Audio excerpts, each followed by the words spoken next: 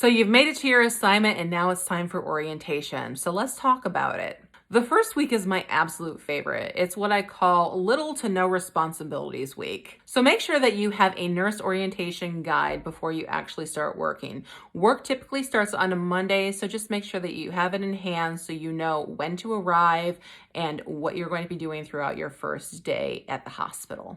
So the very first day that you arrive, you're going to be doing a lot of onboarding, which includes hospital orientation, skills labs, health streams, a lot of them, and charting system education. You will also receive your badge and codes to get into both the computer system and medication dispensers.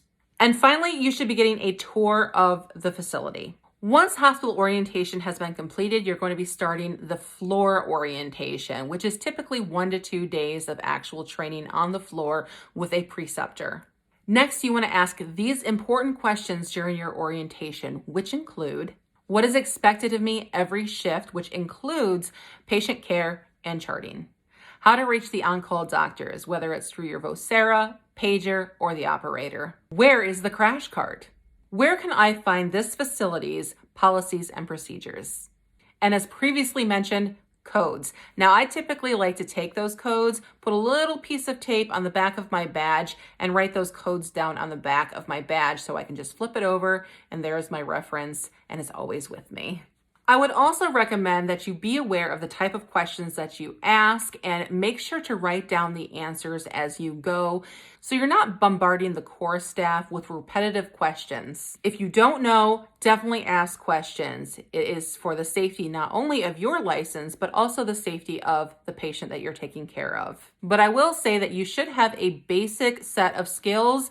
Every nurse should have a basic set of skills before they actually start traveling. For me, it usually takes anywhere between 2 to 4 weeks for me to feel comfortable at the facility that I'm working at and have my routine down. If you only have 1 day of training, the way that I would go about it is to have somebody shadow you and work as a team together. If you have 2 days of training, what I recommend is that you shadow your preceptor and then the next day they shadow you.